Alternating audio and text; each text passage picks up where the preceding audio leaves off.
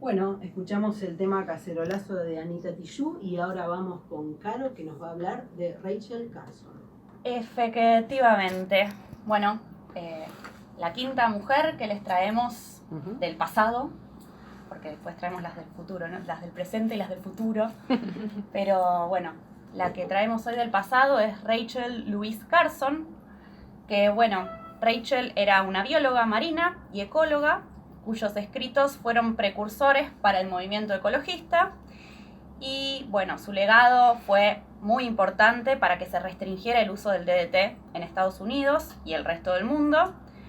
Y bueno, fue una pionera en el activismo desde la ciencia ante el uso de tecnologías sin evaluar el impacto ambiental que tenían estas tecnologías, ¿no? Bueno, ella es muy famosa porque escribió un libro que se llama Primavera Silenciosa, Silent Spring en inglés, y con ese libro y su testimonio, su investigación, ayudó a la creación de la Agencia de Protección Ambiental de Estados Unidos, la EPA, conocida, los que trabajan en toxicología, ecotoxicología, la oímos nombrar todo el tiempo, a controlar el uso del DDT y de otros pesticidas, y a la celebración del Día de la Tierra también en todo el mundo, y contribuyó a la creación de leyes que se dictaron en muchos países sobre pesticidas y el desarrollo también contribuyó al desarrollo del movimiento filosófico y político que hoy llamamos ecologismo. Así que sumerjámonos en la vida de Rachel. Rachel nació en 1907 en una pequeña granja en Pensilvania. Ella vivía permanentemente explorando la naturaleza, su madre le inculcó mucho el amor por la naturaleza y ella era una exploradora, siempre andaba metida, no sé, entre los bichos, entre las plantas. Y también era una ávida lectora desde muy pequeña y una talentosa escritora. Tanto así que comenzó a escribir historias sobre animales a los 8 años y publicó su primer cuento a los 11 años. No encontré ningún tipo de referencia a dónde publicó ese cuento, tal vez, no sé. Qué lindo sería encontrarlo. Lo vendía, viste, en la puerta de su granja a los que pasaban, no sé cómo sería que lo publicó, qué quiere decir, pero bueno, me parecía un dato de color interesante. A ella le gustaba mucho el mundo natural y en particular el océano, y era sobre lo que más leía. Después estudió biología y se graduó en una de las pocas universidades creadas para la educación de la mujer, llamada Universidad de Pensilvania para la Mujer, en 1929. Y después inició sus estudios en Woodhull Marine Biological Laboratory y recibió su título de magíster en zoología de la Universidad Johns Hopkins en 1932. Después tuvo ciertos problemas familiares, bastantes problemas familiares, que la hicieron tener que abandonar toda esta vocación y la idea de hacer un doctorado, porque bueno, no tenía fondos para sostener su familia. Ella, el problema que tenía era que falleció su padre y se tuvo que hacer cargo de su madre enferma, y unos años después murió su hermana mayor y se tuvo que hacer cargo de la vida de sus 2 sobrinas. Por este motivo tuvo que abandonar un poco la carrera científica formal y terminó siendo docente por mucho tiempo, se dedicó a la enseñanza hasta 1935. Y por recomendación de una de sus profesoras, después entró con un contrato temporal en el Servicio de Pesquerías de Estados Unidos. Y su trabajo consistía en escribir guiones educativos para un programa de radio llamado Romance bajo las aguas. En ese contexto, después recibió una oferta para tener un contrato de tiempo completo. Para esto tenía que rendir un examen.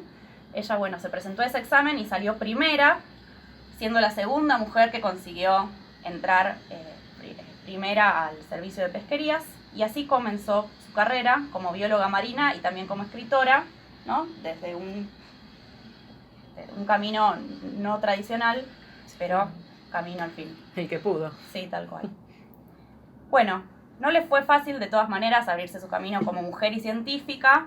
De hecho, ella trabajando, ¿no?, en el servicio de pesquerías, trató de abordar un barco del servicio de pesquerías para hacer investigación, para poder conocer en persona todo lo que había leído de la vida bajo el mar, pero a las mujeres no se les permitía ingresar a los barcos del servicio de pesquerías, así que bueno, en principio no pudo hacerlo, hasta que eventualmente tuvo que ir a hablar con la Oficina de Pesca de Washington para acceder al permiso para un crucero de 10 días en las aguas del George Bank, frente a la costa de Maine, y ahí, bueno, ella pudo seguir un poco su investigación de forma individual.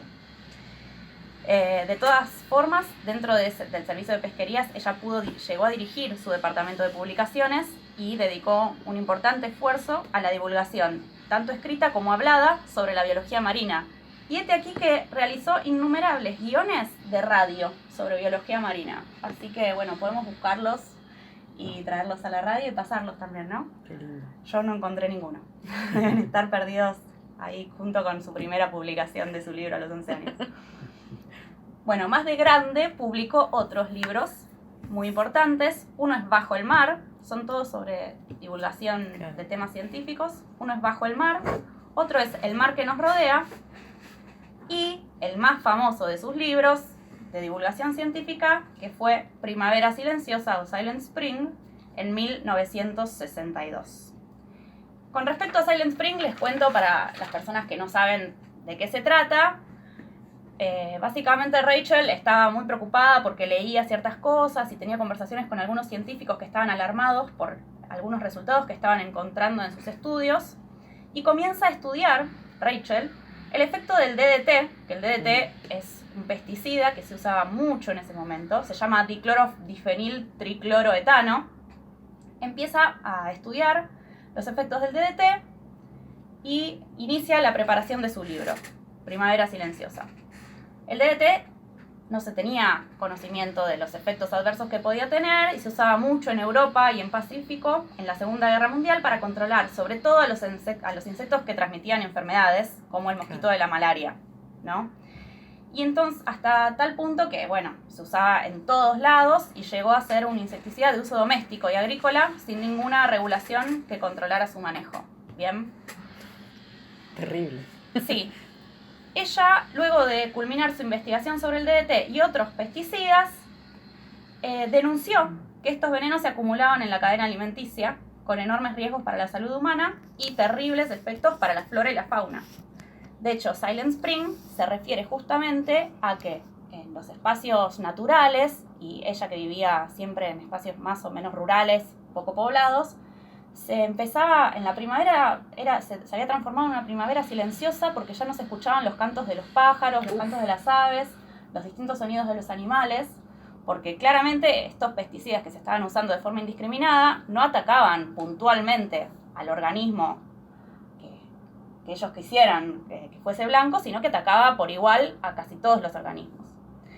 Así que bueno, Carson llamó a estos pesticidas biocidas, ya que sus efectos eran persistentes encima. De hecho, el DDT sigue teniendo efectos hasta el día de hoy, sigue siendo acumulado y bioacumulado en las redes tróficas, y raramente se limitan a hacer efectos sobre los insectos que intentan erradicar en particular, sino que es más general. El DDT se acumula en otras especies que poco a poco sufren la toxicidad y en algunos casos incluso pueden acabar por extinguirse. Carson predijo también el aumento de consecuencias futuras, especialmente cuando los insectos en cuestión desarrollan resistencia a los pesticidas, mientras que los ecosistemas se debilitan cada vez más y se convierten en víctimas de otras especies invasoras. Bueno, esto es lo que decía su libro, que, bueno, había varias personas que habían también dicho cosas parecidas, pero nadie lo había dicho con una elocuencia y con una llegada y una forma de divulgación tan accesible para el conocimiento general. Y bueno, ¿qué más les voy a contar de este libro? Que obviamente hubo críticas a la llegada de este libro. El libro se publicó por entregas por primera vez en 1962 en la revista New Yorker, revista grosa, ¿no? Y la respuesta de la industria química norteamericana, que justo en ese momento estaba en el centro del crecimiento económico de la segunda posguerra, bueno, la respuesta claramente nos hizo esperar. Primero, en primera instancia, intentaron impedir la edición del libro. Después, atacaron al libro y atacaron a ella. Dijeron que sus datos no eran de fiar, que el libro estaba marcado por intereses comerciales y que era demencial, y también hablaron de la autora, dijeron que ella era emocional e histérica.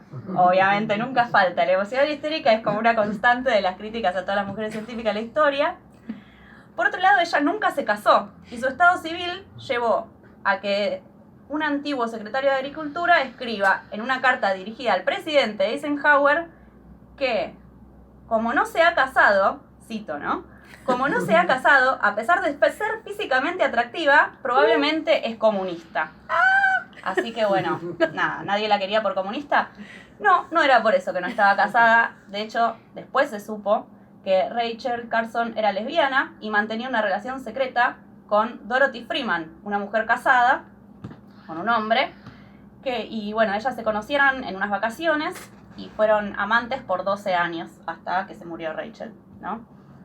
Rachel destruyó poco antes de su muerte toda la correspondencia que mantenía con ella, pero la hija de Dorothy Freeman consiguió las cartas del otro lado y las publicó después en un libro, lo cual es bastante polémico, sí, no. Pero bueno, nada, lo que básicamente se piensa es que ella guardó en secreto la relación porque podría haber complicado su ya complicada lucha, ¿no? Sí, sí. Si fue tildada por sus opositores de ser poco menos que estúpida, mala científica, histérica, comunista y todo ello, además de ser mujer, de haber trascendido que además era lesbiana, le hubiese sido bastante complicado sobrevivir en ese mundillo, ¿verdad? Otra crítica fue de Monsanto, que publicó en respuesta a Silent Spring una breve historia en donde se señalaba que la falta de uso de pesticidas resultaría en una plaga de insectos que devastaría a los Estados Unidos. Cosa que no sucedió. Qué dramático, ¿no? Por otro lado, también le acusaron a Carson de provocar la prohibición del DDT en Estados Unidos en 1972, que en España se prohibió en el 71, acá no recuerdo en qué año se habrá prohibido, y la acusan de provocar esa prohibición centrándose en el hecho de que al prohibir el uso del DDT, se impidió la lucha contra la malaria, porque la malaria es transmitida por un mosquito, y cuando no puedes usar más el DDT para matar al mosquito, crecen las poblaciones de mosquitos, y bueno, se dice que desde ese momento se multiplicaron de 10 a 100 veces los casos de malaria en todo el mundo. Pero bueno, a costa de que se estaba muriendo todo lo demás también, ¿no? Entonces, bueno, es polémico. Bueno, por otro lado, bueno, claramente la publicación de su libro fue un éxito y hasta el propio John Kennedy ordenó a sus asesores científicos la elaboración de una investigación sobre el tema, cuyo informe final le terminó dando la razón a Carson, y 8 de los 12 plaguicidas tratados en su libro serían prohibidos eventualmente. Bueno, toda la investigación puso sobre la mesa que hay cosas que tienen impacto ambiental. Esto no está...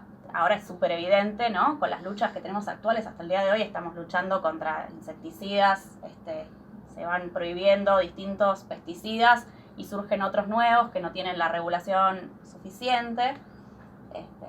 Ahora el que más en boga está, me parece que es el glifosato, pero esto es algo que pasa todo el tiempo, o sea, cuando esperemos que en algún momento pare. Pero bueno, ella ayudó a generar esa conciencia del impacto ambiental que tienen las cosas, ayudó a cristalizar el movimiento ecologista y bueno, ella fue muy reconocida y recibió innumerables invitaciones para conversar sobre sus descubrimientos, pero no pudo aceptar tantas ya que su salud se deterioró cada vez más hasta que en 1964 comenzó con problemas respiratorios. Ella tuvo también cáncer de mama, probablemente por la exposición a estos pesticidas que ella estaba investigando, cosa que no se pudo correlacionar, pero se sospecha que tuvo que ver con eso. Y murió de un ataque cardíaco ese mismo año, un mes y medio antes de cumplir los 57 años. Bueno, nos parecía importante hablar de ella, que tuvo un camino científico no muy tradicional, que ayudó a generar conciencia y abrió las puertas a un gran movimiento. De hecho, una de las disciplinas que yo trabajo es la ecotoxicología y para mí es súper importante que ella haya existido. Y por otro lado también quería cerrar con una cita de algo que ella dijo, que es: la amenaza es, hablando del DDT, ¿no? Y de los distintos pesticidas, ella esto lo dijo en un simposio, dijo: la amenaza es infinitamente mayor para las próximas generaciones, aquellas que no tienen voz en las decisiones de hoy. Y ese hecho por sí solo hace que tengamos una pesada responsabilidad. Así que Rachel, una pionera también en pensar en las generaciones futuras, ¿no? En pensar en la sustentabilidad, ¿verdad? Sí. Sí. Bueno. Sí, gracias, Caro. La verdad que es súper interesante y es lindo siempre saber cómo se fueron gestando las ideas y las luchas Y bueno, y si bien, para completarte un poco, si bien Rachel Carson no era feminista, influyó en el movimiento del ecofeminismo, que va a surgir un poquito después, oficialmente surge en el 1974 y se va a desarrollar sobre todo en Estados Unidos. Si quieren, definimos un poquito esto del ecofeminismo, Sí, sí. Dale, contanos. como para completar, porque un poco las ecofeministas reconocen en Rachel Carson como la musa inspiradora, ¿no? Claro. Mirá.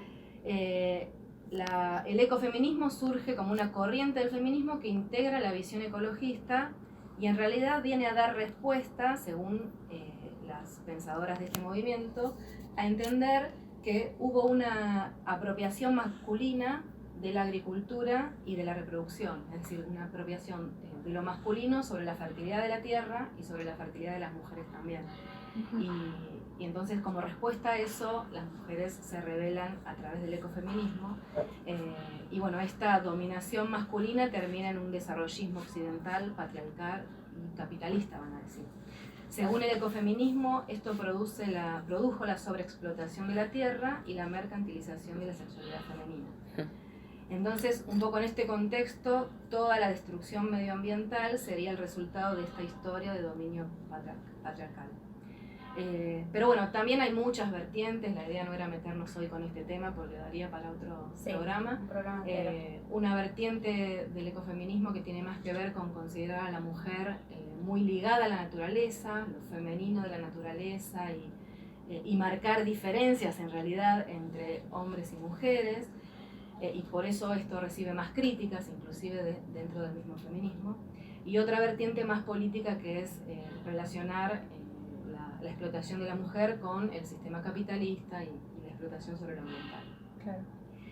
Pero bueno, es muy interesante y lo importante es reconocer esto que vos decías, Caro, de que las luchas medioambientales muchas veces están llevadas a cabo por mujeres, sobre todo de zonas rurales que han puesto sobre sus espaldas la lucha por la tierra, por cuestiones de minería, por cuestiones de explotación de distintos recursos.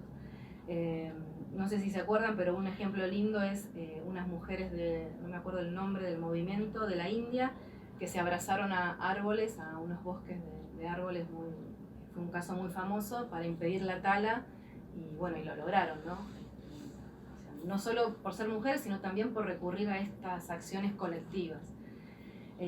Por supuesto que también hubo muchos casos y hay muchos casos de muertes de ambientalistas, tanto varones como mujeres, pero hay un porcentaje de mujeres importantes que también mueren en estas luchas ambientales, la mayoría indígenas.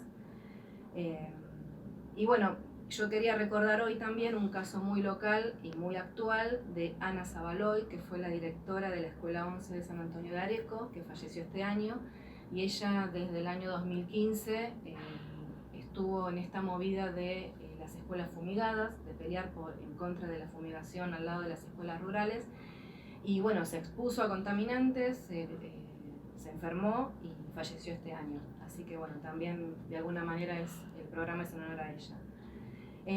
Y como siempre queremos terminar arriba y no abajo, también nos parecía que en esto de la conciencia ambiental, que muchas veces los investigadores que hacemos investigación y ciencia así muy dura, por ahí no podemos estar al frente de estas movidas ambientales y está bueno que lo haga la sociedad civil y que nosotros podemos apoyar con los datos crudos y es importantísimo, pero también está bueno que la gente se levante.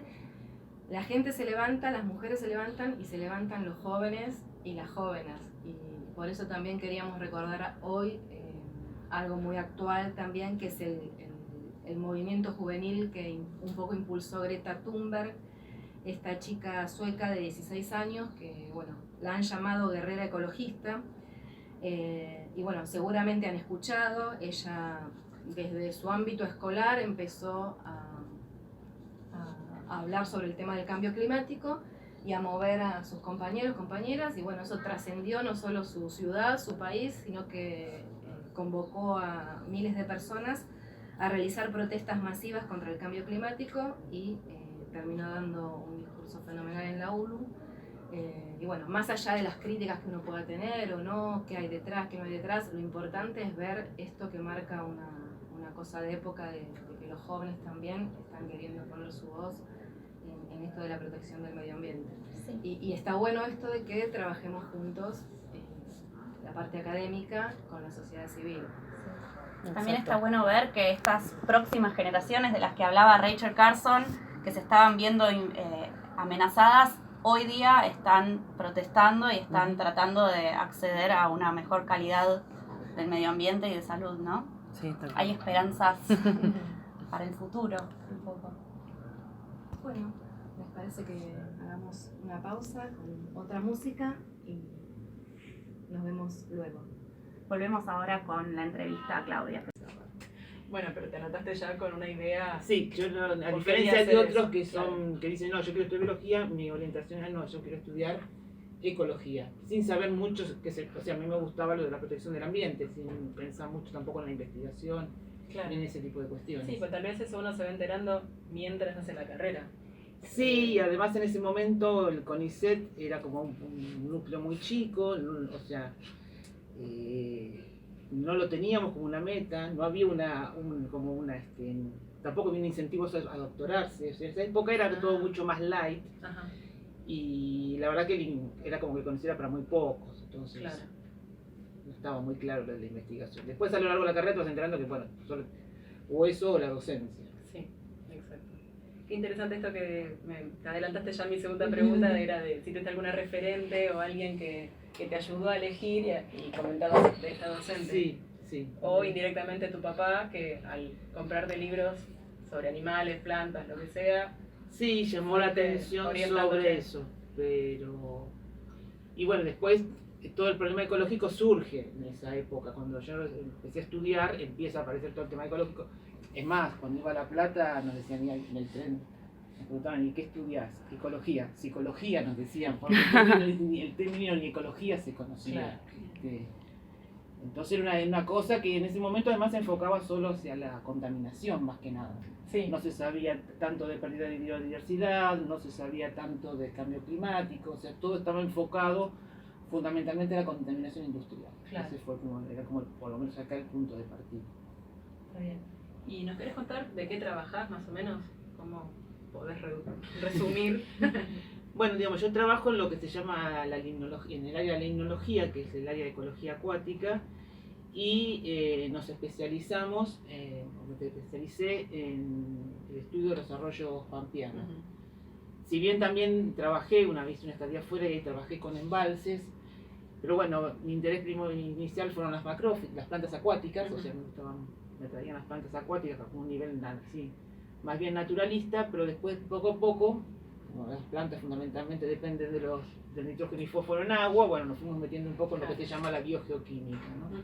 Las transformaciones de los elementos a través de procesos químicos, geológicos, que tienen que ver con la geología y biológicos. O sea que esa sería mi orientación. Y con eso crearon esta maestría. Fue una de las bases, porque Claro. bueno, nosotros cuando empezamos era como que los arroyos estaban relativamente bien, cuando leíamos los arroyos pampeanos, o sea, no los arroyos, siempre nos enfocamos hacia arroyos agrícolas, no urbanos al Claro. principio. Entonces, comparativamente estaban bien, pero en los últimos años hemos visto como un deterioro muy marcado de los arroyos en cuanto a modificaciones por la intensificación agrícola. Y entonces eso nos está llevando a plantearnos ya que hay que restaurar estos arroyos, hay que recuperarlos, cosa que antes cuando nos hablaban de restauración lo veíamos como una cosa muy lejana. Sin embargo, en 10 años, digamos, el panorama cambió mucho y nos obliga ahora a pensar cómo recuperar las funciones de los ecosistemas, Claro. o restaurarlos lo más posible a lo que eran antes, ¿no? Sí, como ese concepto que se banca todo, le tire lo que le tire y finalmente después.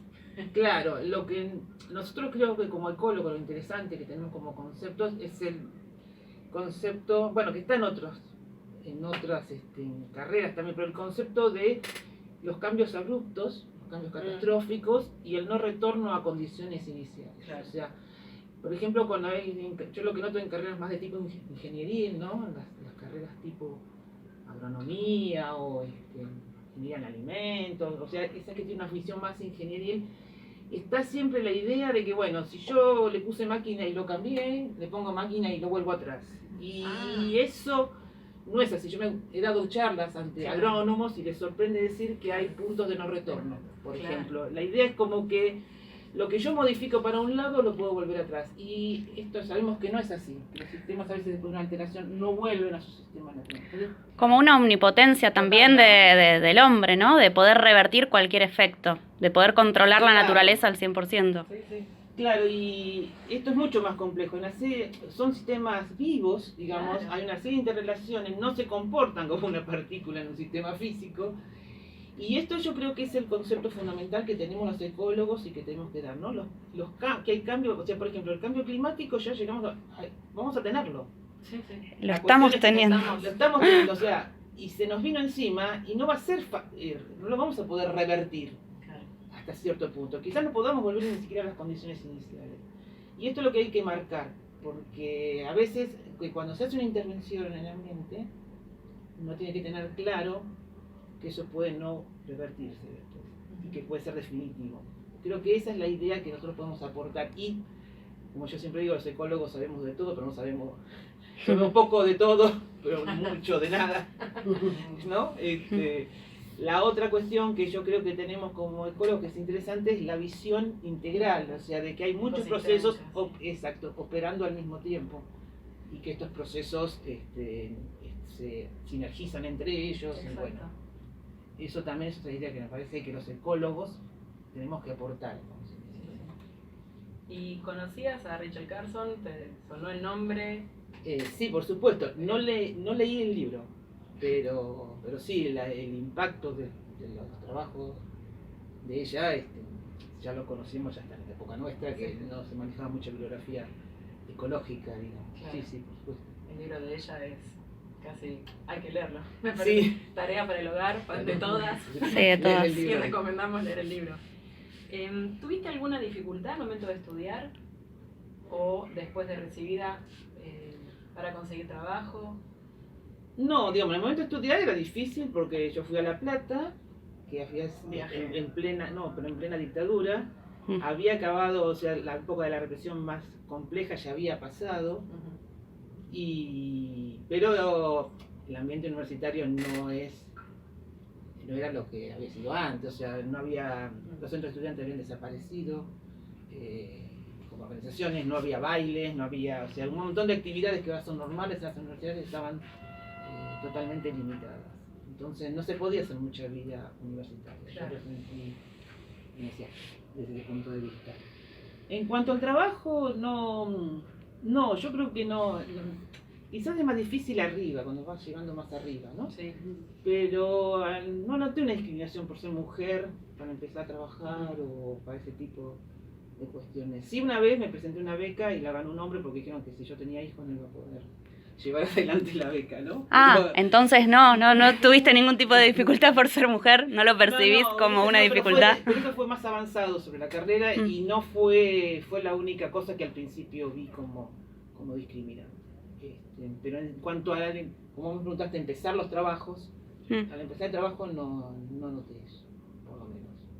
Sí, y ya el hecho de viajar, o sea, vos vivías no en La Plata, entonces ya todo eso era una época complejo y difícil. la época era difícil. Ujú. Yo estaba en La Plata cuando fue Malvinas, que fueron los momentos más tristes que recuerdo, ¿no?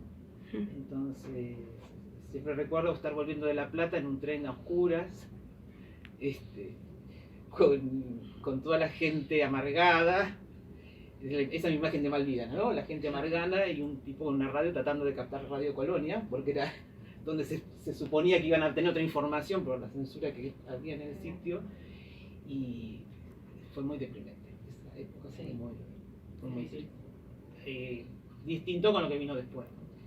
Porque agarramos la última época de los militares, en La Plata se iniciaron los movimientos estudiantiles, las primeras manifestaciones contra el proceso, eso fue muy movilizante. Y vos decías, es más difícil tal vez más arriba, Sí, conseguir trabajo o que te pongan palos en la rueda. es más difícil ascender, Sí. ¿no? Yo creo que no sé, por esto de que las mujeres tenemos hijos, no sé, pero hay una cosa muy sutil de que no Sentiste como ese manto, como que nos hay cuesta un más límite. llegar a cargos directivos y eso, sí, yo eso lo creo, aunque por ejemplo la universidad ha cambiado mucho, ¿no? Antes solo había decanas en educación y ahora ves que hay decanas en los distintos departamentos. Y ha cambiado mucho, pero yo creo que sí, es el techo de cristal, digamos, Sí, ¿no? sí. O sea, Estuvimos hablando en programas anteriores. Sí. no, sí, hay un poco de dificultad. Y además tenemos las cuestiones propias de la crianza de los hijos, que Claro, no es totalmente igualitario, ya por una cuestión solo de poner el físico. claro. Y eso también, el trabajo lo muestra, a mí me pasó también, que reducís la producción cuando estás embarazado con hijos. Eso también Sí, te retrasa en la carrera, ¿no? O Después lo ir de recuperás. muestreo, o Sí, cualquier cosa que Sí. necesites tu cuerpo. Sí. claro, Se la complica. cuestión, claro, sobre todo en los embarazos, sí, te limita, a mí me limitó mucho la realización de experiencias, por ejemplo, estar embarazada porque no podía manipular Claro. químicos, ni mi tesis, Ah. ni mi beca era de experiencia.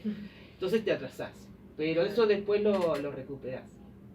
O sea, la cuestión es que nosotros tenemos como saltos en la producción, creo, cuando decidís tener familia, ¿no? Claro. Mujeres que deciden no tenerlo y hacen una carrera más parecida a la de un hombre, ¿no?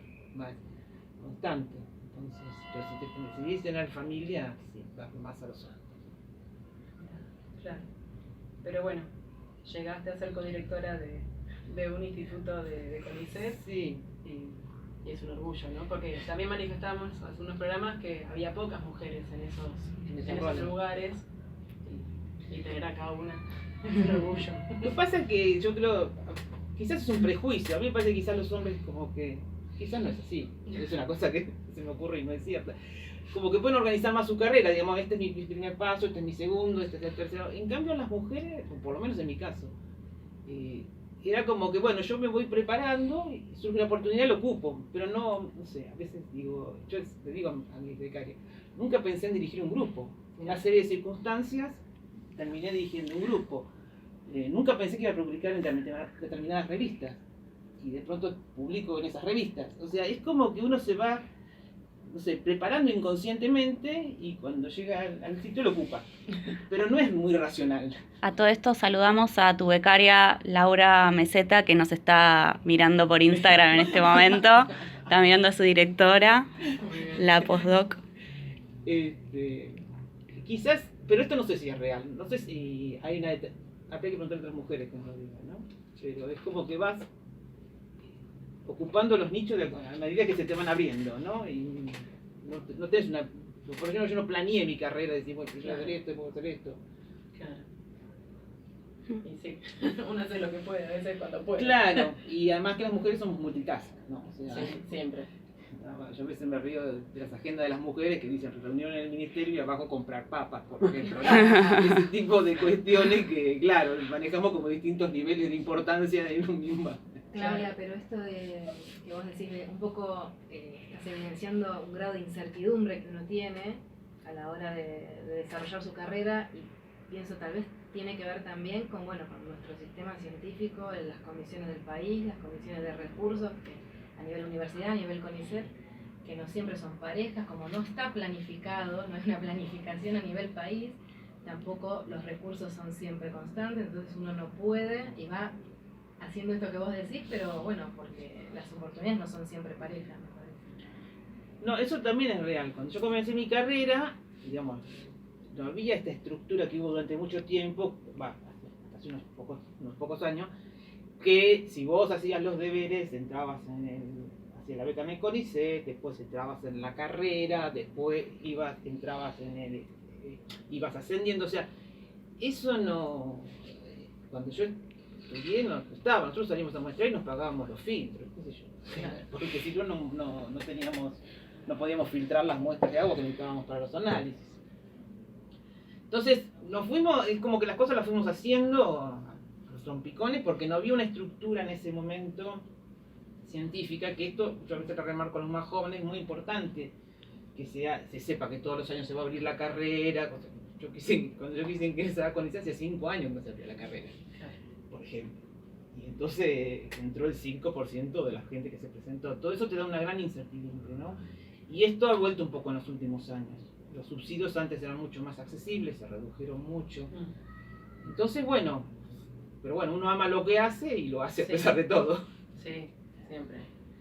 Y entender que también es cíclico, lamentablemente. Hay momentos más buenos, hay momentos más malos, pero tampoco desanimar a las personas No, que no, vienen. porque lo construís. Claro. O sea, si no te quedas en tu casa y te dedicas a otra cosa. O sea, ¿te gusta? Bueno, lo construís. Y lo construís como está. A veces es más fácil, a veces es más complejo, pero bueno. Y por ejemplo, el momento de publicar, el hecho de, bueno, además de ser mujer latinoamericana, ¿es complicado? Sí, bueno, hay una cuestión que nos van citando, por ejemplo, del exterior, pero a veces yo escribo los artículos y siempre tengo que explicar las mismas cosas, ¿no? O sea, entonces yo digo, ¿para qué publico? Si siempre me vuelven a preguntar lo mismo. O sea, es como, yo lo que noto por lo menos dentro del sistema científico, que hay como la línea americana es muy importante y se citan mucho esos trabajos y se conocen bien los trabajos entre ellos. Y a nosotros caen cuando no les queda otra, ¿no? Digamos, es como me dijo un jefe español que tuve muy gracioso, que le dije, ay, me citaron en tal revista y estaba muy necesitado, me dijo. Y bueno, más o menos es esa idea, ¿no? Que te citan claro, cuando no encuentran entre la bibliografía de los amigos, bueno, te citan. Y entonces, bueno, yo noto eso, que estamos siempre teniendo que explicar. Y esto porque, bueno, ya lo explicamos en 5 papers anteriores, pero lo vuelvo a explicar, ¿no? Sí, hay que convencer. En que- ese aspecto sí, no siento discriminación como mujer, Ah. pero sí a nivel, Región. a nivel región, sí. De Latinoamérica. Sí, y ahora han aflojado mucho con el tema del inglés, ¿no? Porque antes podían ser muy descalificantes Ujú. al no tener la lengua nativa nuestra, que cometes errores. Pero eso digamos, hacer la introducción así de normas de cuidado hacia los revisores, tienen que tener cumplir una serie de normas Sí. y bueno, eso ha mejorado la situación. Bueno, ya está finalizando nuestro 5º y anteúltimo programa Del año. de este ciclo, allá por abril o mayo, cuando en términos botánicos germinó esta semillita. Ah, Creo que no pensábamos llegar hasta acá, ¿no es cierto? Para ser sinceras, pero estamos muy contentas con nuestra labor. Muchas gracias, Claudia, por haber venido. Para mí fue muy interesante, ya que yo me dedico a otro área y a veces tengo amigas que me cuentan de qué trabajan, como Laura, por ejemplo, pero no termino de entender muy bien. Y fue para mí una linda clase también lo que explicaste. Así que nos oímos, mejor Eso sí. dicho, el mes que viene, y ahí vamos a tener a nuestra científica en la cual está inspirada la apertura, que es Marie Curie, que la teníamos media ninguneada. Así que La One. La Así One de que, la ciencia. el mes que viene será nuestro próximo y último programa del año. Muchas gracias por escucharnos, perdón, y será hasta el mes que viene. Chao, chicas. Dale. Chao, gracias. Finalizar Gracias, chicas. video. Bastante.